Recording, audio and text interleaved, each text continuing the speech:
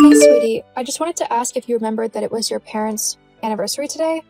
I didn't know if you wanted to do something for them, maybe a meal somewhere nice. Huh? Oh, yeah, I'd completely forgotten that it was that time of year.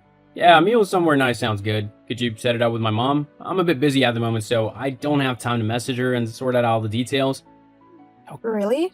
Don't you have like 5 minutes to talk to her? come on, Nancy, don't start again, please. I'm very busy and I don't have the time to talk to my mom for over half an hour. You need to get over this idea that she's trying to bully you or whatever. My mom's a lovely woman and she can never do anything like that. She's probably just a bit shy, so she comes across like she's being condescending or rude or something when in reality she just doesn't know how to speak to you, okay? So just suck it up and talk to her. You'll see that you're just being ridiculous. I really don't think that she's being shy, Victor. Your mom simply doesn't like me. That's all there is to it. I have tried everything that I can to get on her good side. I've been polite, helpful, and cheerful. I've never been rude to her or tried to undermine her, unlike her, and yet no matter what I do, Mary simply doesn't like me. There's literally nothing else that I can do. Every time I talk to her, she'll be completely horrible to me if no one is around. I honestly just think that you should talk to her and then everything will go smoothly. Look, I'm not gonna entertain this ridiculous idea that my mom hates you. I've got stuff to do, so you need to make the call. I'm not gonna say it again. Now, I need to get back to work. I'll see you later. Goodbye. See ya. Hi, Mary. I just wanted to say happy anniversary. I know you and John have been together for quite a while now, and it's lovely to see that you're still going strong all these years later. I hope me and Victor can be just as strong as you two. Oh, it's you. Yes, well, thank you. Although, I don't see what's so remarkable about it. If you young adults actually bothered to talk to one another and work to solve problems, there would be far less divorces in the world. I'm guessing you're one of these women who think that if they don't get their way, that it's okay to get a divorce? Ah, I believe that if it is needed, then a divorce can sometimes be the best option for couples. Although it's always a last resort, as no one wants to separate from their partner if it can be helped. Uh-huh. Although, in all honesty, my Victor would be much better off divorced from you. After all, you're not really a good wife, are you? Yes, well, good job that we both love each other very much then, isn't it? Anyway, I've just messaged to ask if you would like me to set something up for tonight, for you and John. I asked Victor earlier and he thought a nice meal somewhere might be a good way to spend the evening, if you'd like to. I just wanted to know if there was somewhere in particular that you'd like to go, so that I can book an appropriate table. Oh, joy. So I get to spend my anniversary evening with you? I honestly couldn't think of anything worse, to be honest. I mean, why not just lock me in a box full of spiders? That would be much more preferable than having to spend an evening with you and listening to you droll on and on about boring things. Look, Mary, there's no need to be horrible. I wouldn't be the only one there. Your husband and Victor would be there too. Also, if you wanted to, you could invite other people. Honestly, we could actually just avoid each other all night if that's what you wanted to do. There's actually no reason for us to interact at all, apart from maybe saying hello and goodbye. I just think Victor would like to spend the evening celebrating his mom and dad's marriage with you. Okay? Fine, but I'm doing it for my son and my husband. Don't think I actually want to spend any time with you. Fine. So, how many people do I need to book this table for, and where am I booking it? Book it for the Watermill Inn for 7 p.m. tonight and book it for 8. I'm going to invite my sister and her partner, and John might want to invite his brother and his wife. Okay then, I'll get that all booked up. Oh, and you will be paying for it all, won't you? Pardon? You heard me. You're going to pay for this meal, right?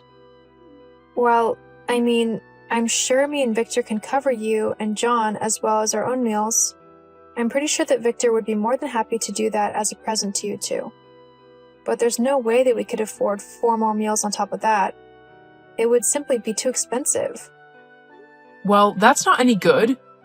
If you're taking us out for a meal, then you need to pay for it. I never asked you to do this. You thought of this all yourself, so you need to fund it.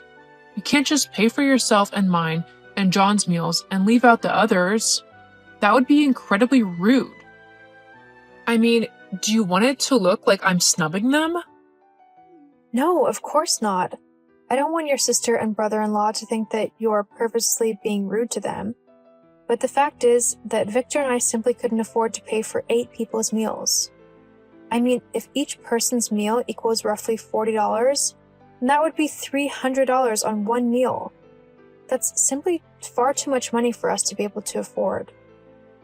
It's really not so bad. You're just being cheap. I'm really not, Mary. But in case you've forgotten, I'm currently between jobs, so Victor and I don't have a lot of money at the moment. Oh, yes. I had forgotten that you decided to quit your job just so that you could leech off of my son. How's that going for you? Are you happy that you're being nothing but a drain on my son's life and resources? I didn't just quit my job, Mary. It's simply finished. It wasn't my fault that it went out of business, and that because of that I lost my job. It's not like I've been sitting about and twiddling my thumbs. I've actually started a new college course which will help me progress my skills and allow me to apply for higher paying jobs. It's also in a career that I find incredibly interesting. So I am actually going to enjoy my job for a change. I honestly can't say that I care at all. I mean, you can try and spin it how you want, but the fact of the matter is that you are nothing but a poor loser who got fired because she was no good at her job. As well as that, you sound like a child when you say that you want to do a job that you'll actually enjoy. No one enjoys their job. It's simply work, a way to earn money. To actually try and get a job that you enjoy is something a child would say. Although I can't exactly say that I'm surprised by what you're saying. You're not exactly the brightest person I've ever met. Look, Mary, I've tried to be kind and polite and civil to you, but you clearly don't want to be the same way with me. So I'm going to tell you this now, and I'm going to be honest. I don't like the way that you talk to me. You treat me as if I'm stupid, and you are so horrible to me when I have done absolutely nothing to you. I am sick and tired of trying to be nice to you when you so clearly don't want to reciprocate the gesture. So from now on, I'm just not going to bother. If you want to be a horrible and unnecessarily vitriolic woman, then fine. But I'm not going to let you bring me down to your level. I'll be polite and civil with you tonight, for Victor's sake. But after that, I'm not going to bother with you at all. And that includes if and when me and Victor have children. What do you mean? Are you going to keep my grandchildren from me? No, of course not. I'm not going to go out of my way to bring them to you. If you want to see them, then either Victor will have to take them to see you, or you'll have to come to my house, where you'll have to respect my rules. But that's not fair. It is more than fair. However, I'm not going to get into this with you right now. Instead, I'm going to book the restaurant and hope that this evening will be over and done with quickly. Just you wait. My son is going to hear about how you've treated me today, and then you'll be sorry. He won't let you get away with talking to me like that. I am his mother, and if you have any children, their grandmother. I have every right to see them whenever I want, and I'm allowed to teach them whatever I want to, as I am the oldest and therefore wisest person they will know. Well, you're definitely old, that's for sure. I wouldn't say that you were wise, though. Why, how dare you? Look, Mary, I'm not going over this with you again. Tonight will be the last night we ever have to deal with one another again. Unless it's for something really important. I don't want to have to deal with you at all in my day-to-day life. Well, that makes 2 of us at least. But if you think that I'm not going to say anything to Victor, you're completely wrong. He's going to know exactly what kind of a horrible woman you are. God, I told him not to marry you. I said that he was too good for you, and he still did it anyway. Guess he thought he was doing you a favor and was being charitable or something. I mean, no one would ever want to be with you otherwise, unless they did it out of pity. If you were so against him marrying me, why did he go through with it then? Is it because he actually loves me despite what you say? Oh, don't be ridiculous. He married you for your money. Huh? Yeah, he said that you earned a decent wage at the time and that he was going to marry you so that you could pay for the rent and the bills and stuff whilst he spent his money how he wanted to.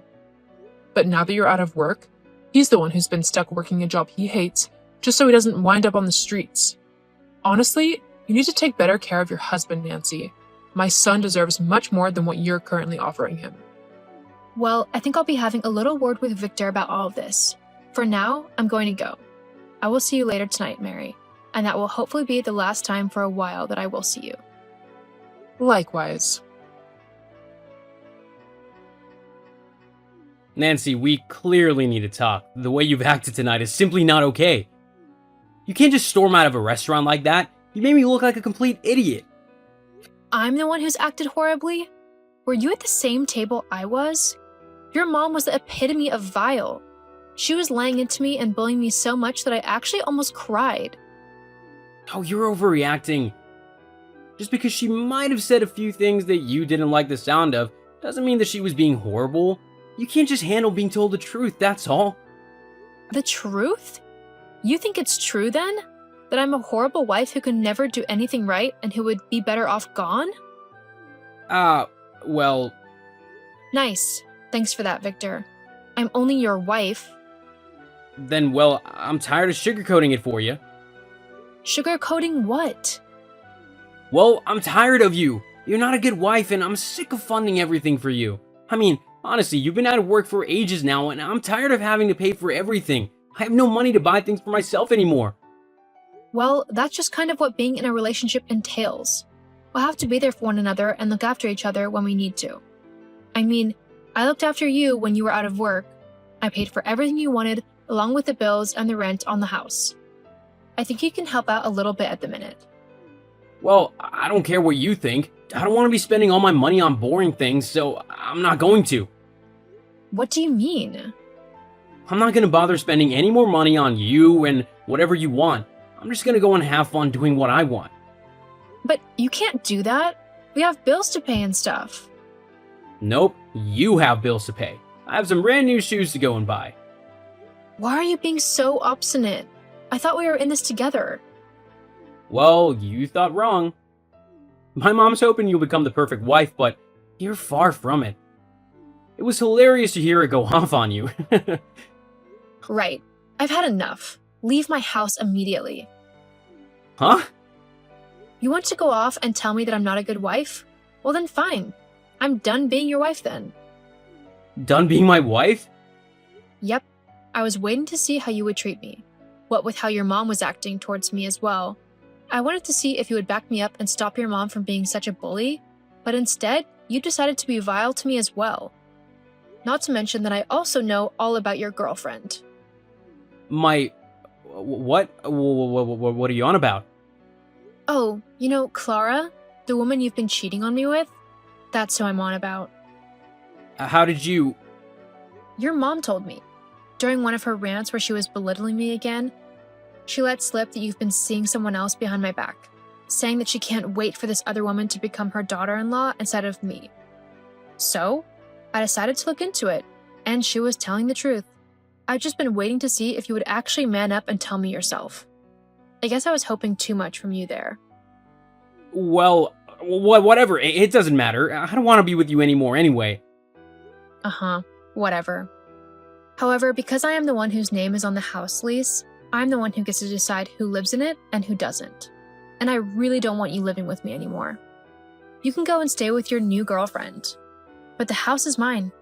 I'll also send the divorce papers over to you within the next couple of days, so make sure you sign them quickly. Hang on. Also, you can tell your mom that I am so glad that I will never have to deal with her again. I'm finally free of her criticism, and I seriously couldn't be happier. But... What? You're not supposed to be happy. Plus, you can't just kick me out of the house. I have nowhere else to go. I can't move in with Clara. Well, that's your problem now, isn't it? I'm sure your mom would love it if you moved back in with her, so why don't you do that? I don't want to live with my mom. Well, looks like you're out of options then. Oh well. Good luck, Victor. But I'm going to go and live my life free of you and your bullying and toxic mother. And I seriously can't wait for it. Bye. After telling Victor off and exposing him for the horrible man that he is, I went ahead and gave him the divorce papers. He tried to argue that the house should be his, along with half of my monthly income. However, the judge ruled in my favor. He said that because Victor was the one who cheated, he should be the one to pay compensation to me for emotional damages.